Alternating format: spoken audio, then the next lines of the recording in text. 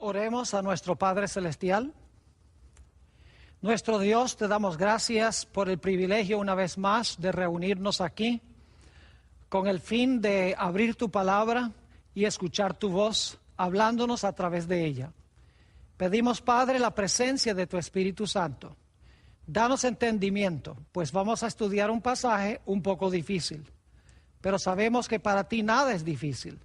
Así que danos tu sabiduría y te damos gracias por escuchar nuestra oración, porque te lo pedimos en el nombre de Jesús. Amén. En el día de hoy vamos a estudiar un pasaje que encontramos en el libro de Apocalipsis, el capítulo 6 y los versículos 9 al 11. En realidad esta es una descripción del quinto sello del libro de Apocalipsis. Es decir, para este tiempo han pasado 4 sellos: el caballo blanco, el caballo rojo, el caballo negro y el caballo amarillo. Estos 4 caballos representan 4 etapas de la historia de la iglesia cristiana, como veremos más adelante. Así que en Apocalipsis 6 y el versículo 9 al 11 encontramos las siguientes palabras. Cuando abrió el quinto sello, vi bajo el altar las almas de los que habían sido muertos por causa de la palabra de Dios y por el testimonio que tenían. Y clamaban a gran voz diciendo: ¿hasta cuándo, Señor, santo y verdadero, no juzgas y vengas nuestra sangre en los que moran en la tierra? Y se les dieron vestiduras blancas, y se les dijo que descansaran todavía un poco de tiempo, hasta que se completara el número de los consiervos y sus hermanos, que también habían de ser muertos como ellos. Ahora, hay varias preguntas que queremos hacernos en cuanto a este pasaje. Y las preguntas son las siguientes. En primer lugar, ¿cuándo en la historia de la iglesia cristiana se realiza esta escena que se describe en Apocalipsis 6, 9 al 11? ¿Cuándo en el curso de la historia se realiza esta escena? En segundo lugar, debemos preguntarnos cuál es el altar debajo del cual estaban estas almas, porque dice que las almas estaban debajo del altar. La pregunta es, ¿cuál altar? En tercer lugar, queremos hacernos la pregunta: ¿por qué fueron muertos estos individuos? ¿Por qué fueron muertos? En cuarto lugar, ¿por qué estaban clamando a Dios? ¿Cómo es que almas pueden clamar a Dios? Necesitamos contestar esa pregunta. Luego la pregunta: ¿qué representan las vestiduras blancas? Otra pregunta es: ¿qué significa el texto cuando dice que estas almas descansan por un periodo de tiempo? Y luego queremos hacernos la pregunta: ¿será que hay solo un grupo de mártires aquí en este pasaje, o se hablará de 2 grupos de mártires? Y finalmente, ¿cuándo responderá Dios a la plegaria de estas almas debajo del altar? Es decir, ¿cuándo Dios contesta la oración de ellos? ¿Hasta cuándo no juzgas y vengas nuestra sangre sobre los que la derraman en la tierra? Así que son varias las preguntas que queremos responder en nuestro estudio de hoy. Ahora, lo primero que tenemos que hacer para entender este pasaje es ir al trasfondo del Antiguo Testamento. Porque estas ideas del altar y las almas que claman debajo del altar viene del Antiguo Testamento. Es decir, no podemos comprender este pasaje en Apocalipsis sin entender el Antiguo Testamento. Así que necesitamos regresar al libro de Génesis, el capítulo 4 y los versículos 3 y 4. Génesis, el capítulo 4 y el versículo 3 y 4. Aquí se habla de la experiencia de Caín y Abel, los 2 hermanos. Y quiero leer allí en el versículo 3. Y aconteció, andando el tiempo, que Caín trajo del fruto de la tierra una ofrenda a Jehová. Y Abel trajo también de los primogénitos de sus ovejas, de lo más gordo de ellas. Y miró Jehová con agrado a Abel y su ofrenda, y luego dice que no miró con agrado la ofrenda de Caín. Ahora, quiero que notemos que ambos hermanos trajeron una ofrenda. Pero la Biblia nos dice que Abel trajo un animal, es decir, trajo corderos de su manada, mientras que Caín trajo de los frutos de la tierra. Y Abel tomó ese animal, lo colocó sobre el altar después de haberlo sacrificado, porque dice la Biblia que tomó de los primogénitos y de su grasa o de su grosura. En el libro de Levítico, más adelante en el servicio del santuario, encontramos que Dios exigía que se trajeran los primogénitos en sacrificio, primogénitos de los animales en sacrificio, y que trajeran también la grasa del animal, separaran la grasa después de haberlo matado. Es decir, tenemos el inicio del sistema de sacrificios que se menciona aquí en Génesis 4, 3 y 4. Y claro, en Génesis 4, 3 y 4 tenemos la segunda referencia a un sacrificio, porque en Génesis el capítulo 3 encontramos que Dios cubrió la desnudez de Adán y Eva con vestiduras de pieles. Tiene que haber existido un sacrificio después del pecado.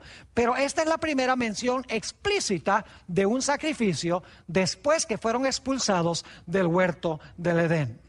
Es decir, que Caín desobedeció a Dios trayendo frutos, mientras que Abel obedeció a Dios y adoró a Dios como Dios mandó, trayendo unos animales para sacrificarlos y colocarlos sobre el altar. La Biblia nos dice que Caín se enojó con su hermano porque Dios bendijo la ofrenda de Abel. Y por lo tanto, la Sagrada Escritura nos dice que Caín se levantó y mató a su hermano Abel.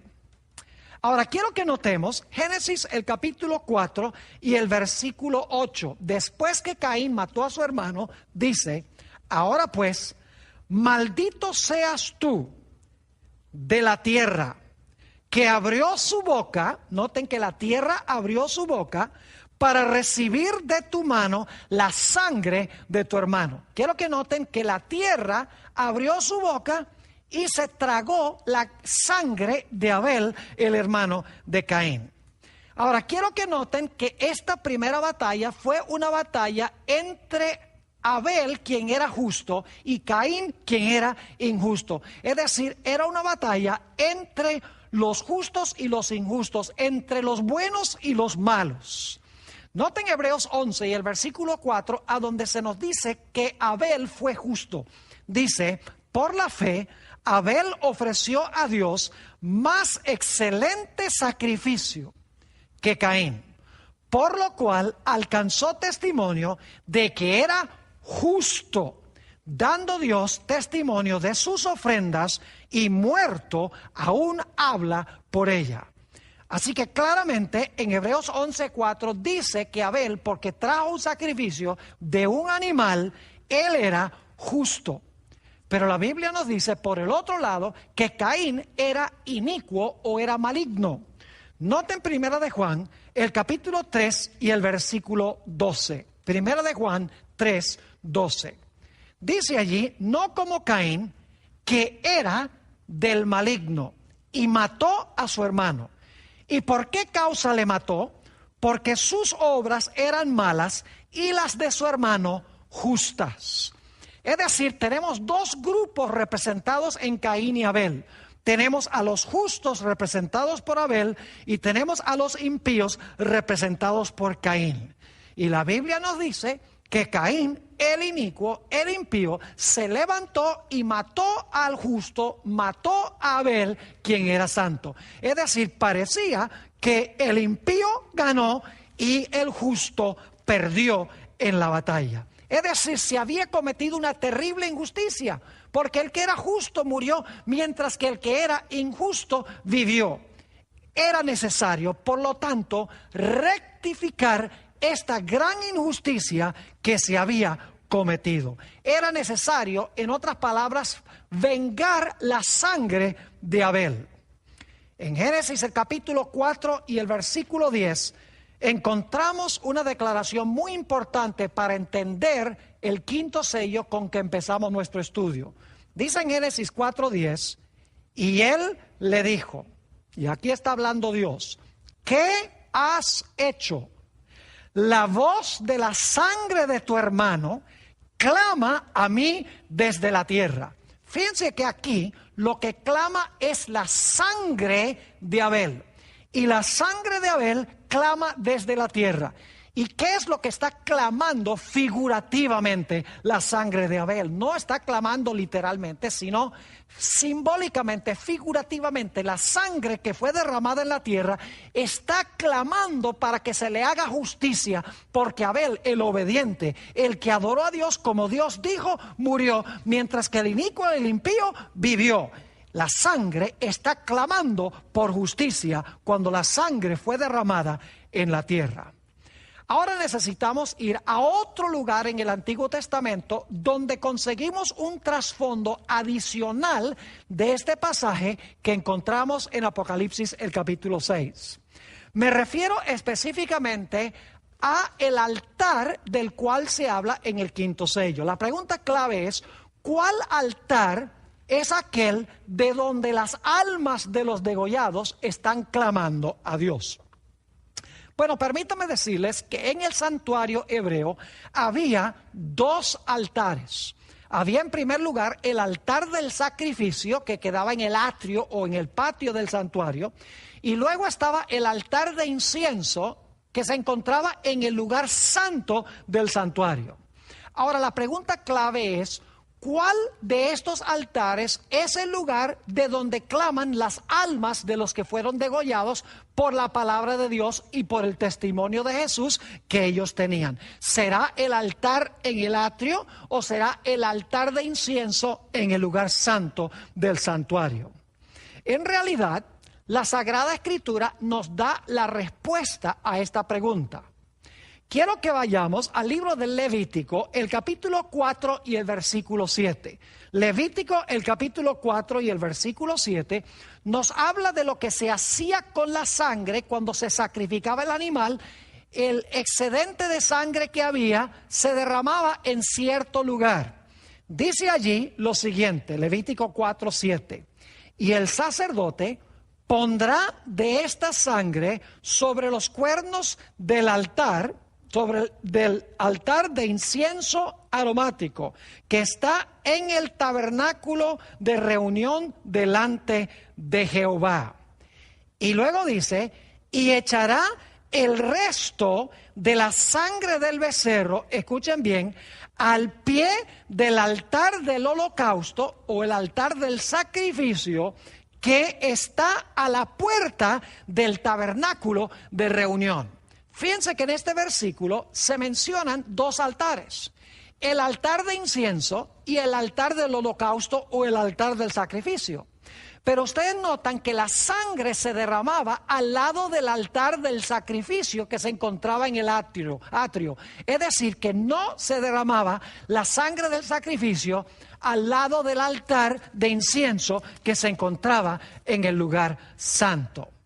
Ahora, es interesante notar que la expresión derramar que se usa en el Antiguo Testamento se usa también para describir el derramamiento de la sangre de los que son inocentes. Es decir, en el Antiguo Testamento el sacerdote tomaba la sangre y la derramaba sobre la tierra. De la misma manera, Apocalipsis habla de los impíos que derraman la sangre del pueblo de Dios. Y como vimos en Génesis el capítulo 4, la sangre de Abel fue derramada sobre la tierra y clamaba a Jehová para que se le hiciera justicia. Ahora, no cabe duda entonces que el altar al cual se refiere este pasaje es el altar del sacrificio, a donde se echaba la sangre del sacrificio, la sangre del holocausto. De la misma manera, en otras palabras, como Abel fue muerto por su hermano y su sangre fue derramada en tierra, y la sangre de Abel clamaba a Jehová desde la tierra. De la misma manera, estos mártires, su sangre fue derramada en tierra, sangre inocente, dicho sea de paso, y esa sangre clama a Dios para que se les haga justicia. Ahora necesitamos ir a otros pasajes del Antiguo Testamento que explican qué es lo que significa que las almas están clamando a Jehová. Ya hemos visto en la historia de Caín y Abel que es la sangre de Abel que fue echada en tierra la que clama a Jehová. Ahora vamos a notar varios textos del Antiguo Testamento a donde se usan intercambiablemente la palabra sangre, que es la vida, y la palabra alma. Es decir, hemos estudiado anteriormente que la palabra hebrea nefesh, que se traduce a veces alma en el Antiguo Testamento, también se traduce vida o a veces se traduce también persona. Ahora queremos notar Levítico, el capítulo 17 y el versículo 11, a donde se usan intercambiablemente las ideas de la sangre y la vida o el alma, el nefesh, porque el nefesh es la persona que vive, la persona que tiene su sangre fluyendo por sus venas. Levítico, el capítulo 17 y el versículo 11 dice lo siguiente: porque la vida, esa es la palabra nefesh, que se traduce muchas veces en el Antiguo Testamento con la palabra alma, es decir, la vida es el alma de la persona. Dice, porque la vida o el alma de la carne en la sangre está. Fíjese entonces que el alma está en la sangre de la persona, porque la sangre cuando circula imparte al cuerpo humano vida. Nuevamente dice, porque la vida de la carne en la sangre está, y yo os la he dado para hacer expiación, ahora escuchen bien, sobre el altar por vuestras almas. Podría traducirse por vuestras vidas, es la misma palabra nefesh. Y la misma sangre hará expiación de la persona. Esa palabra persona también es nefesh. Es decir, en este versículo se traduce la palabra nefesh de tres formas. Se traduce vida, se traduce alma y se traduce persona. Ahora notemos también Deuteronomio, el capítulo 12 y el versículo 23. Deuteronomio, el capítulo 12 y el versículo 23. Es semejante al que acabamos de leer. Dice allí, solamente que te mantengas firme en no comer sangre, porque la sangre es la vida. La palabra vida allí es nefesh, que se traduce muy a menudo en el Antiguo Testamento con la palabra alma. Se podría decir en otras palabras, la sangre es el alma, y no comerás la vida o no comerás el alma juntamente con su carne. Es decir, que la vida de la persona, el nefesh de la persona es su sangre.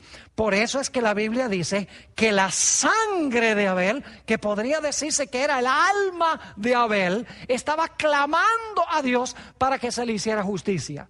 No es que Abel estaba vivo como una alma desencarnada y esa alma invisible, fantasmal, está clamando a Dios.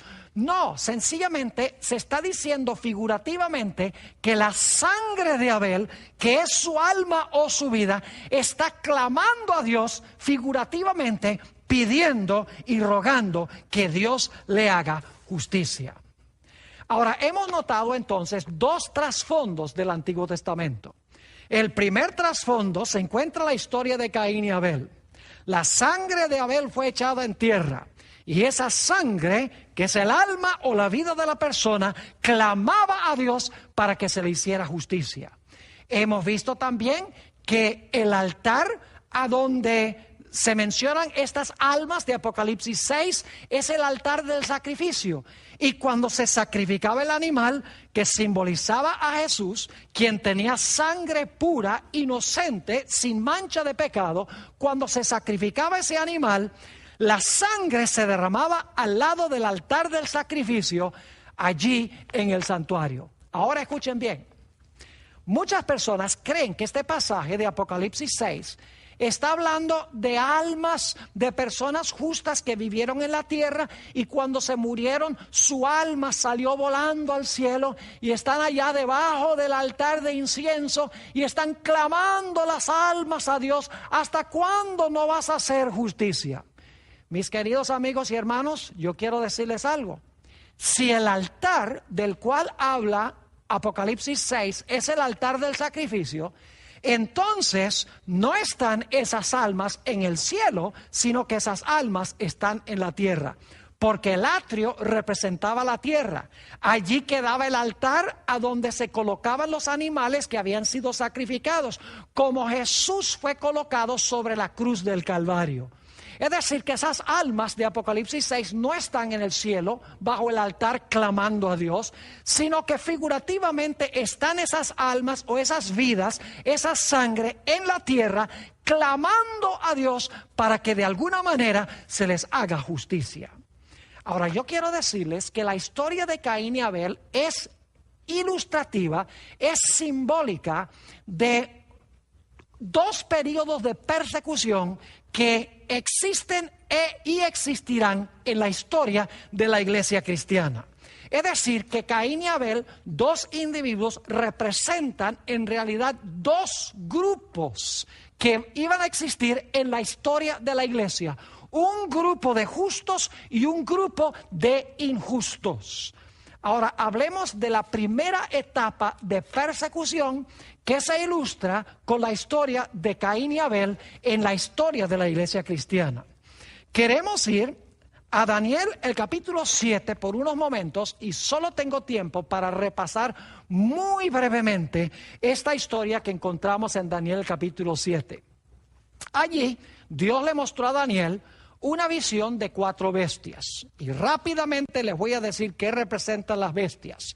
El león representaba a Babilonia. El oso representaba a Medo-Persia. El leopardo representaba a Grecia. El dragón espantoso y terrible representaba a Roma.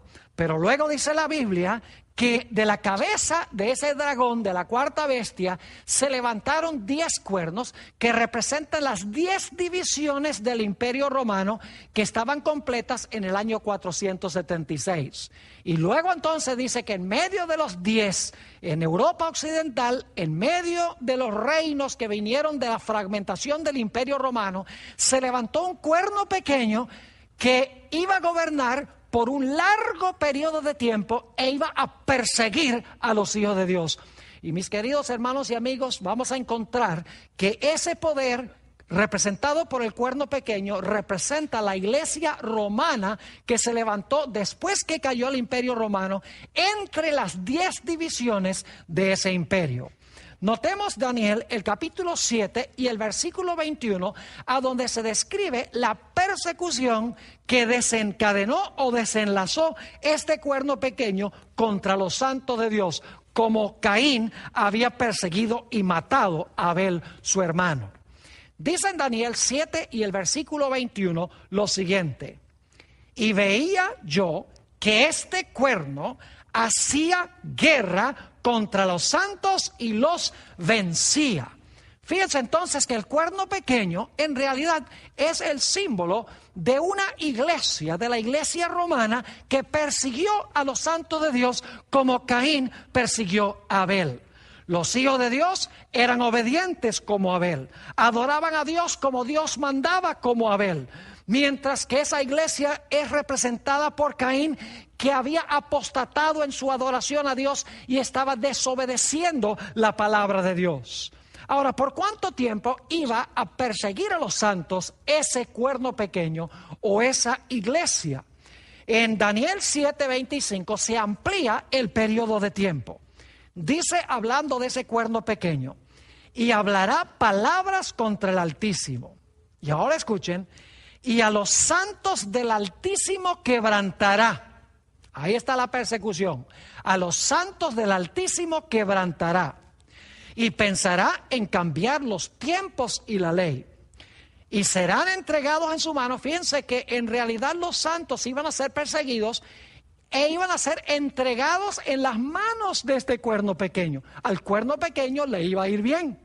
Así que dice, pensará en cambiar los tiempos y la ley, y serán entregados en su mano hasta tiempos y la mitad de un tiempo.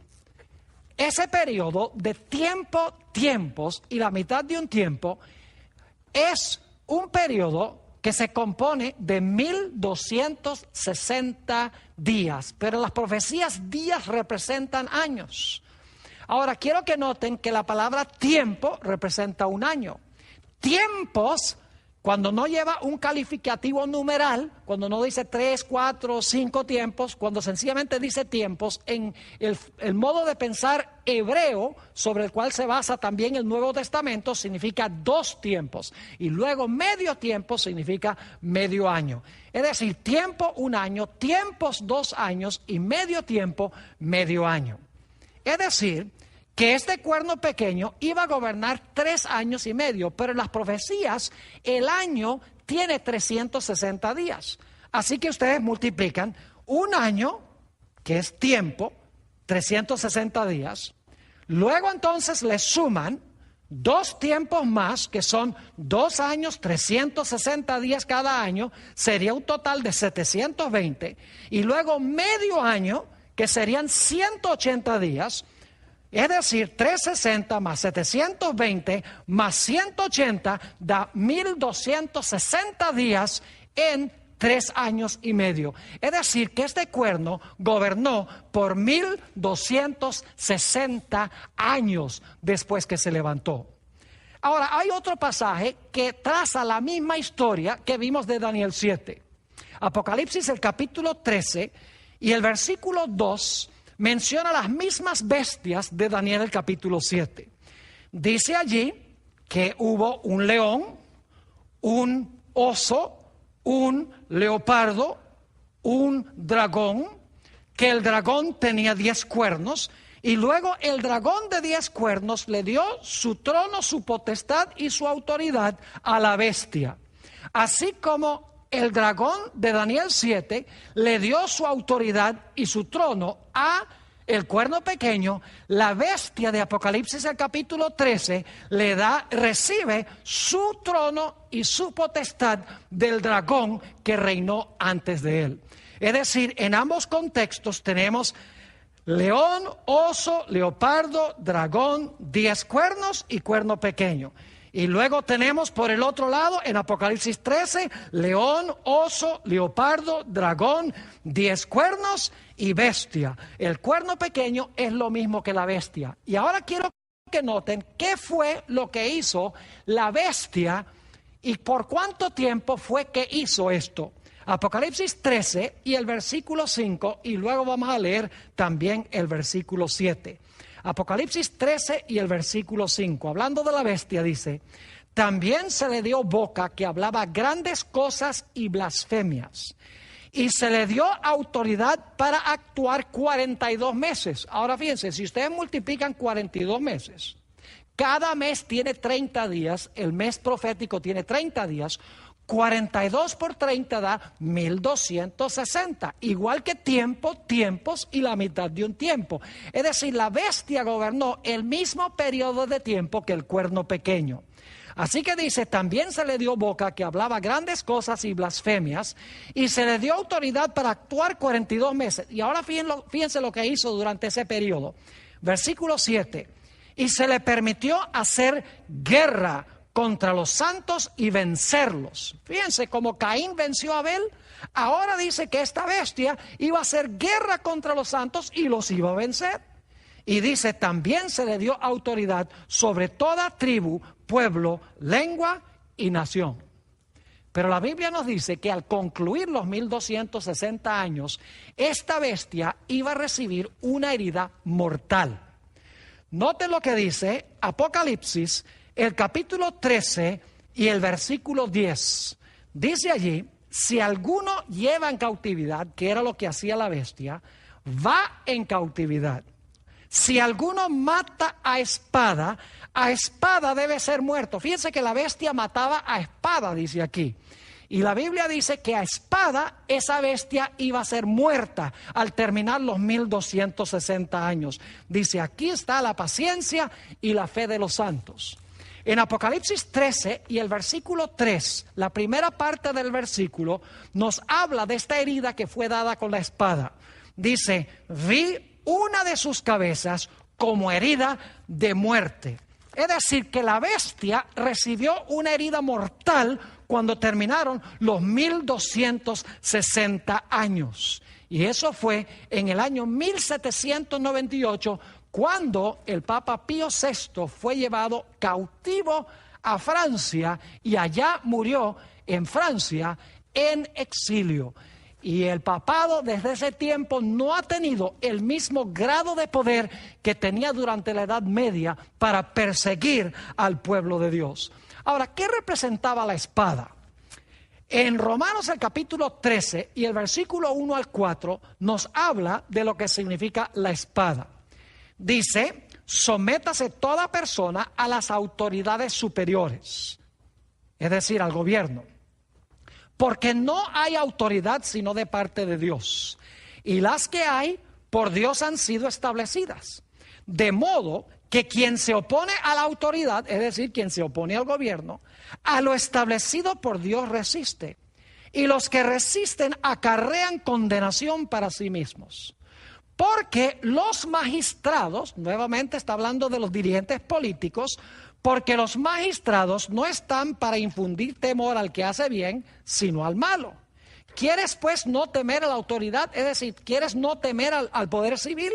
Dice, haz lo bueno y tendrás alabanza de ella, porque es servidor de Dios para tu bien. Pero si haces lo malo, ahora escuchen, si haces lo malo, teme, porque no en vano, ahora viene la parte clave, porque no en vano lleva la espada, pues es servidor de Dios, vengador para castigar al que hace lo malo.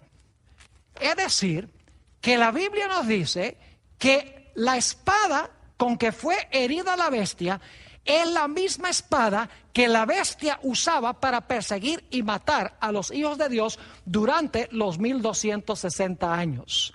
Ahora, la espada, como hemos visto, representa el poder civil. Y si ustedes miran la historia de la iglesia romana, se van a dar cuenta que la iglesia romana se unió con el Estado, usó al poder civil para matar, para perseguir y ultrajar al pueblo de Dios. Es decir, que esta bestia, durante 1260 años, iba a tener éxito en hacer lo mismo que hizo Caín con Abel. Iba a vencer a los santos. Y en Apocalipsis 6 dice que los santos iban a clamar sus vidas, su sangre, que se presenta como el alma, iba a clamar a Dios, pidiendo que Dios hiciera justicia por lo que había hecho la bestia durante este periodo.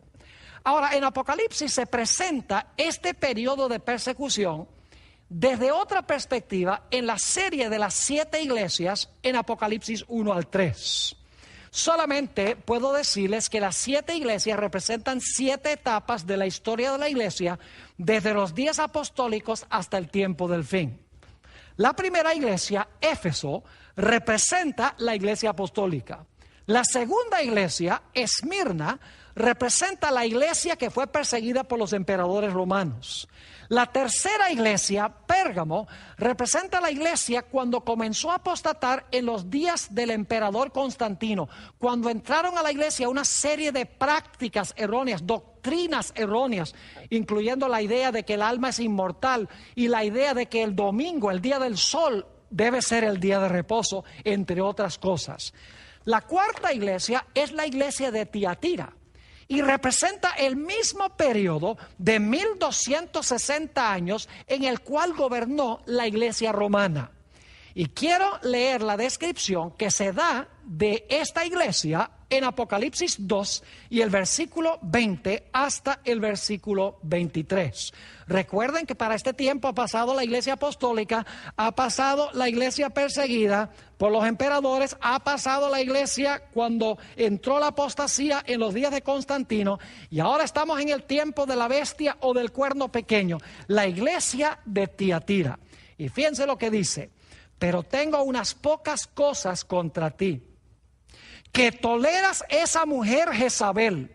Muy importante eso.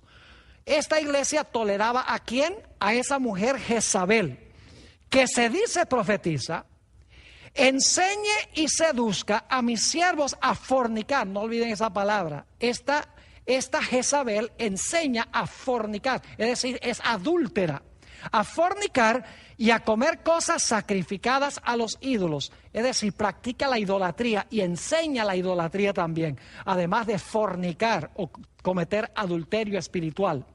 Dice, y le he dado tiempo para que se arrepienta. Esos son los 1260 años. Dios le dio tiempo para que se arrepienta. Dice, pero no quiere arrepentirse de su fornicación. Fíjense nuevamente la idea de que es una mujer adúltera, esta Jezabel. Y luego dice, he aquí yo la arrojo en cama. Es decir, al final de este periodo, Dios la iba a arrojar en cama. Algunas versiones dicen que la iba a arrojar en cama de enfermedad, porque la Biblia dice que iba a recibir una herida mortal. Así que dice, he aquí, yo la arrojo en cama y en gran tribulación a los que con ella adulteran, si no se arrepienten de las obras de ella.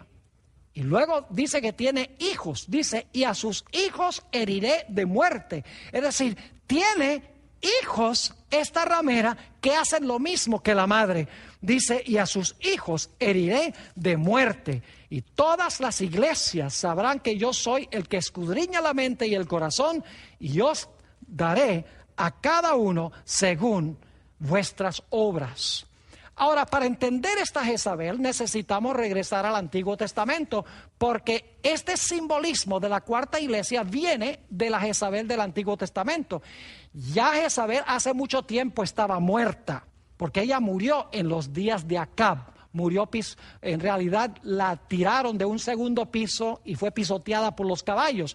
Así que esta Jezabel es una Jezabel simbólica. La fornicación es simbólica, no es una fornicación literal. La herida mortal es una herida simbólica de muerte que recibe este sistema llamado Jezabel.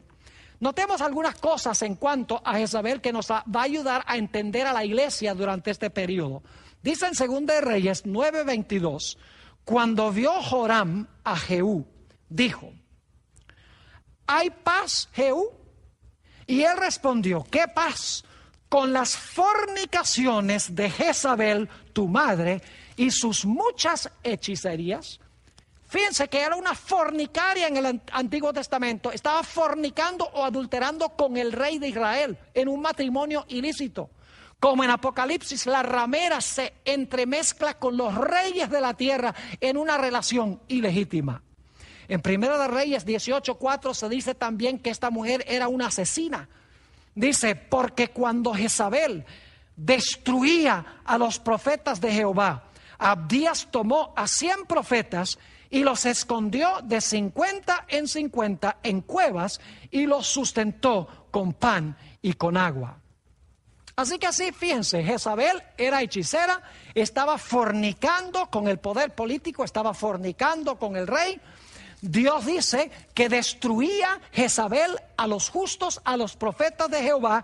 Y quiero que noten que cuando Jezabel finalmente fue castigada por Dios por lo que había hecho con los profetas, en 2 de Reyes 9:7 se nos dice, herirás la casa de Acab tu señor, para que yo, ahora escuchen bien, para que yo vengue la sangre de mis siervos. Fíjense que en Apocalipsis 6 las almas están clamando a Dios, ¿hasta cuándo no juzgas y vengas nuestra sangre que está siendo derramada en la tierra? Aquí dice que Jezabel derramaba la sangre de los profetas de Dios y dice que finalmente llegó el momento de castigar a Jezabel, a esa Jezabel literal y espiritual en la era cristiana. Dice, herirás la casa de Acab tu señor, para que yo vengue la sangre de mis siervos, los profetas, y la sangre de todos los siervos de Jehová de la mano de Jezabel. Ahora, yo quiero que ustedes noten en este pasaje de Apocalipsis 6 que hay dos grupos de mártires. Hasta ahora hemos hablado solamente de un grupo de mártires. Hemos hablado sobre el grupo de mártires que fue muerto durante los 1260 años por parte de la bestia, por parte del cuerno pequeño, por parte de la ramera Jezabel. Todos son símbolos de la misma cosa durante el mismo periodo de tiempo. Pero ahora quiero que noten que esas personas que fueron muertas por este sistema, cuya sangre clamaba de la tierra, porque el alma es la sangre, la sangre es la vida, alma y vida significan lo mismo según hemos estudiado, estaban clamando a Dios y luego Dios les dijo algo a este primer grupo de mártires. Apocalipsis 6 y el versículo 11. Y se les dieron vestiduras blancas. Dentro de unos momentos vamos a hablar qué son esas vestiduras blancas. Se les dieron vestiduras blancas. Y se les dijo que descansasen todavía un poco de tiempo. Es decir, el primer grupo de mártires, Dios le dice, aquí tienen sus vestiduras blancas, ahora ustedes descansen. ¿Descansen hasta cuándo? Dice, hasta que se completara el número de sus consiervos y sus hermanos, que también habían de ser muertos como ellos. Es decir, hay dos grupos de mártires. El primer grupo muere durante los 1260 años y claman a Dios, la sangre clama a Dios por justicia, y Dios les dice, tranquilos, ustedes tienen sus vestiduras blancas, reposen o descansen hasta que el segundo grupo de mártires se complete, hasta que muera el segundo grupo de mártires, y entonces voy a vengar la sangre de ustedes y voy a recompensar a los que han derramado su sangre en la tierra. Ahora, ¿qué significa eso? Que se les dijo que descansaran todavía un poco de tiempo. Mis queridos hermanos, la palabra descanso sencillamente significa el periodo interino de la muerte. Es decir, iban a descansar en el sepulcro durante este periodo hasta que se completara el número de los mártires. Noten Apocalipsis 14 y el versículo 13, a donde se usa la misma palabra reposar. Claramente se conecta con el periodo interino de la muerte. Dice, oí una voz que desde el cielo me decía, escribe, bienaventurados de aquí en adelante los que mueren en el Señor. Fíjense, los que mueren en el Señor. Sí, dice el Espíritu, descansarán de sus trabajos porque sus obras con ellos siguen. Es decir, descansar significa estar en el sepulcro durante el periodo interino de la muerte. Jesús dijo, nuestro amigo Lázaro duerme. Dios le dice entonces a estos mártires, yo sé que ustedes murieron injustamente, yo sé que su sangre fue derramada por los injustos y yo sé que la sangre de ustedes clama por justicia, pero no se preocupen, ustedes tienen ya sus vestiduras blancas aseguradas. Y yo voy a juzgar y a vengar la sangre de ustedes algún día, pero primero tiene que completarse el número de los mártires. Va a haber un segundo grupo de mártires. Ahora, ¿qué significa esto?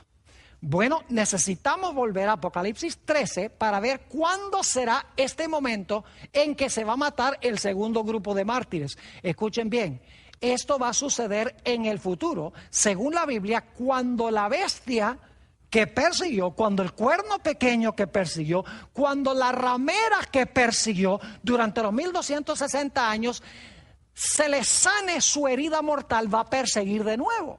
Ahora, noten lo que dice Apocalipsis 13 y el versículo 3, la segunda parte del versículo que no leí cuando leí Apocalipsis 13 y el versículo 3 la primera vez. Dice en el versículo 3 de Apocalipsis 13, hablando de la bestia, que es lo mismo que el cuerno pequeño, lo mismo que la ramera Jezabel, dice, pero su herida mortal fue sanada y se maravilló toda la tierra en pos de la bestia.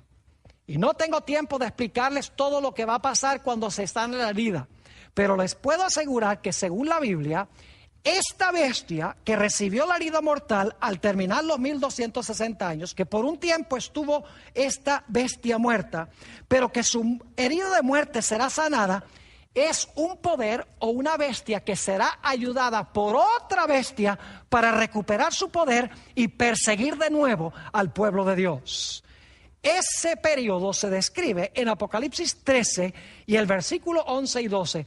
Y esta segunda bestia en realidad representa a los Estados Unidos de América, que va a ser instrumental en devolverle a la iglesia romana el poder para que pueda usar otra vez el Estado para perseguir al segundo grupo de mártires en el futuro. Dice en el versículo 11 y 12, después vi otra bestia que subía de la tierra y tenía 2 cuernos semejantes a los de un cordero, pero hablaba como dragón. Y ejerce toda la autoridad de la primera bestia en presencia de ella. Fíjense que colabora con la primera bestia. Y hace que la tierra y los moradores de ella adoren a la primera bestia, cuya herida mortal fue sanada. ¿Y qué va a pasar con los que no adoren la imagen de la bestia? Versículo 15 dice: y se le permitió infundir aliento a la imagen de la bestia para que la imagen hable e hiciese matar a todo aquel que no la adorase. Es decir, dice que todo aquel que no adore a la bestia, cuando resucite de su herida mortal, ayudada por esta bestia que se levanta de la tierra, dice que se dará contra ellos un decreto de muerte. Hará matar a aquellos que no estén de acuerdo con este poder. Este es el segundo periodo de los mártires que se mencionan en Apocalipsis 6, 9 al 11. Ahora ampliemos un poquito más este periodo de persecución que se va a levantar en el futuro. Ustedes recuerdan que yo les mencioné que hay 2 retratos en la Biblia de este poder que persiguió al pueblo de Dios. En realidad hay 3, pero 2 están estrechamente relacionados. El cuerno pequeño y la bestia representan ese poder que persiguió durante 1260 años. Clasifiquemos esos 2 juntos. Pero un segundo símbolo que se usa es de la ramera Jezabel, que persigue durante un periodo de tiempo al pueblo de Dios, como Jezabel mataba al pueblo de Dios en el Antiguo Testamento. Ahora, ¿saben ustedes que el libro de Apocalipsis presenta un despertar de la ramera para gobernar el mundo en el tiempo del fin otra vez? Noten Apocalipsis el capítulo 17 y el versículo 1, y vamos luego a saltar al versículo 6. Apocalipsis 17 y el versículo 1. Vino entonces uno de los 7 ángeles que tenían las 7 copas y habló conmigo diciéndome: ven acá y te mostraré la sentencia contra la gran ramera, la que está sentada sobre muchas aguas. Es decir, hay una gran ramera que está sentada sobre muchas aguas, y la Biblia dice que las aguas, versículo 15, representan muchedumbres, naciones, lenguas y pueblos. Es decir, que ella gobierna sobre todos los pueblos de la tierra. Y vamos a saltar al versículo 6 para que ustedes vean que cuando esta mujer resucite de su cama de muerte, como vimos en Apocalipsis el capítulo 2, nuevamente va a derramar la sangre de los hijos de Dios. Esta será la segunda etapa de los mártires. Dice: vi a la mujer ebria de la sangre de los santos y de la sangre de los mártires de Jesús. Y cuando la vi, quedé asombrado con gran asombro. Y la Biblia nos dice que como resultado de esto, las almas debajo del altar van a clamar: ¿hasta cuándo, Señor, no juzgas y vengas nuestra sangre de los que la derraman en la tierra? Y escuchen bien, la Biblia dice que cuando llegue el momento de las 7 postreras plagas, ese será el momento en que Dios juzgará a la gran ramera y vengará la sangre de aquellos mártires que murieron durante los 1260 años y los mártires que van a morir al final de la historia, antes que caigan las plagas. Es más, Apocalipsis 16 y el versículo 5 y el versículo 6 está hablando aquí de la segunda plaga. Dice: y oí al ángel de las aguas que decía: justo eres tú. Recuerdan que en Apocalipsis 6 dijeron: ¿hasta cuándo, Señor, justo y verdadero? Aquí dicen estos mártires, dice: y vi al ángel de las aguas que decía: justo eres tú, oh Señor, el que eras y que eres el santo, porque has juzgado. Recuerdan que las almas clamaban: ¿hasta cuándo no juzgas y vengas? Ahora en la segunda plaga Dios está juzgando y vengando. Dice: Nuevamente, porque has juzgado estas cosas, por cuanto derramaron la sangre de los santos y de los profetas, también tú les has dado a beber sangre, pues lo merecen. Y es más, Apocalipsis habla de una gran muchedumbre en el cielo. Obviamente, aquellos que fueron muertos en las 2 etapas resucitaron, porque la Biblia nos dice que en el cielo eventualmente van a cantar, y fíjense lo que van a cantar. Apocalipsis 19 y el versículo 1 y 2. Después de esto, oí una gran voz de multitud en el cielo que decía: aleluya, salvación y honra y gloria y poder son del Señor Dios nuestro. Ahora escuchen, porque sus juicios son justos, son verdaderos y justos. Recuerdan que las almas clamaron: ¿hasta cuándo, Señor, verdadero y justo? Aquí estos santos claman ahora porque sus juicios son verdaderos y justos. Y ahora escuchen, porque ha juzgado a la gran ramera, que ha corrompido a la tierra con su fornicación, y ha vengado. Recuerdan que en Apocalipsis 6 las almas clamaban: ¿hasta cuándo no juzgas y vengas? Ahora dice: por cuanto derramaron la sangre de los santos y de los profetas, también tú les has dado a beber sangre, porque lo merecen. Eso es Apocalipsis 16 y el versículo 6. Volviendo al 19 y el versículo 1 y 2 dice: después de eso oí una gran voz de multitud en el cielo que decía: aleluya, salvación y honra y gloria y poder son del Señor Dios nuestro, porque sus juicios son verdaderos y justos, pues ha juzgado a la gran ramera, fíjense, que ha corrompido a la tierra con su fornicación, y ha vengado la sangre de sus siervos de la mano de ella. Y luego saben que la Biblia dice que esos que estaban debajo del altar, que simbólicamente no están allí las almas desencarnadas, sino que la sangre de estos está clamando que se les haga justicia, van a cantar en el cielo que Dios ha juzgado y Dios ha vengado. Y luego la Biblia dice que ellos llegarán a ser los jueces de los que los oprimieron y los mataron. ¿Dónde dice la Biblia tal cosa?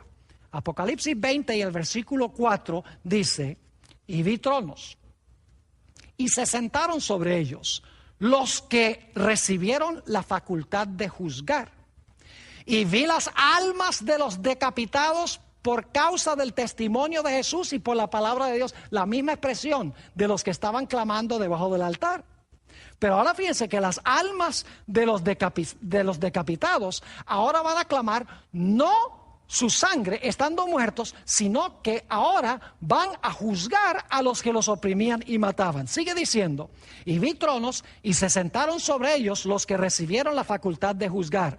Y vi las almas de los decapitados por causa del testimonio de Jesús y por la palabra de Dios, los que no habían adorado a la bestia ni a su imagen, y que no recibieron la marca en sus frentes ni en sus manos. Dice: y vivieron y reinaron con Cristo 1000 años. Fíjense que ya no van a estar muertos, sino que van a estar vivos. Van a reinar con Jesús 1000 años. Y se les va a dar, según la Biblia, durante esos 1000 años, la facultad de juzgar. Ahora, quiero que noten, para terminar nuestro tema, que estos mártires, tanto los que murieron durante los 1260 años, como los que morirán al final de la historia, antes que caigan las plagas, la Biblia nos dice que Dios les da vestiduras blancas. Ahora, escuchen bien. Eso no significa que Dios le da a un alma desencarnada, a un fantasma, una vestidura blanca para ponerse. Esto es lenguaje figurativo.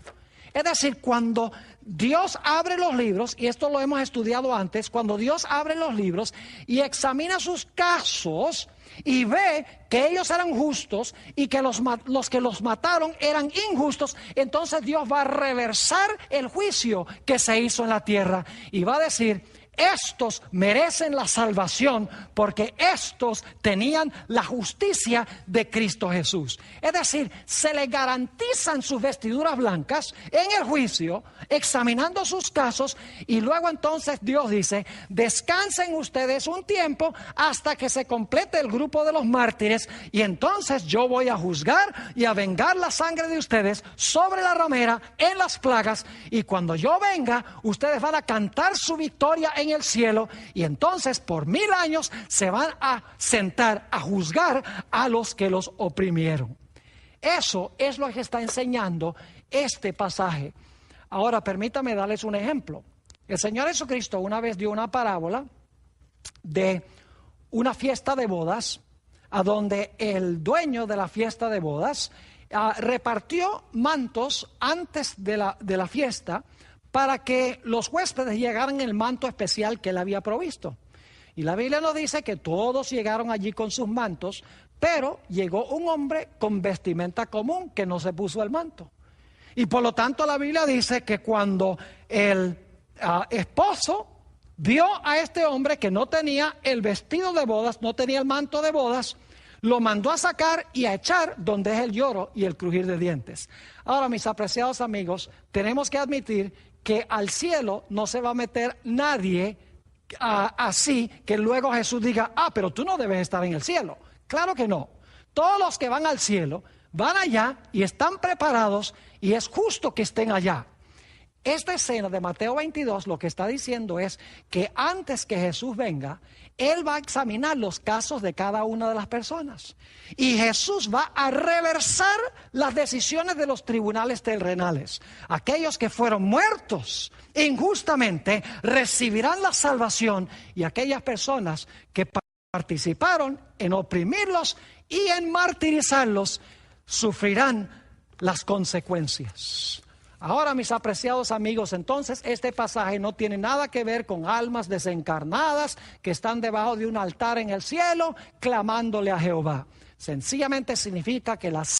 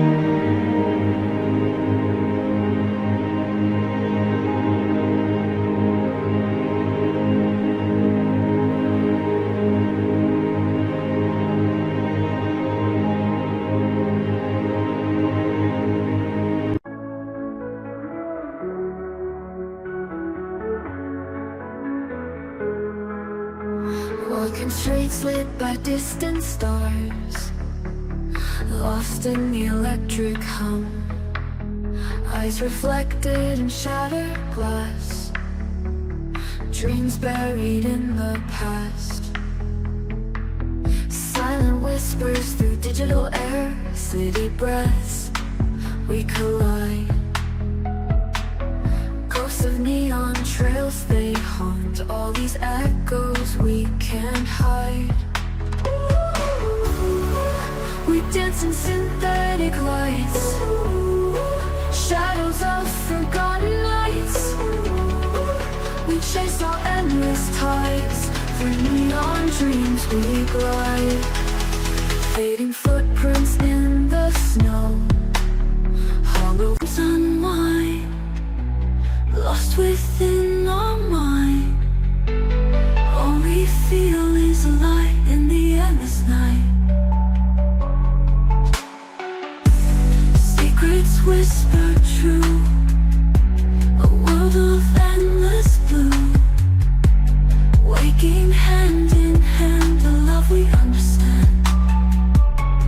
Lost within our mind, a love we leave behind.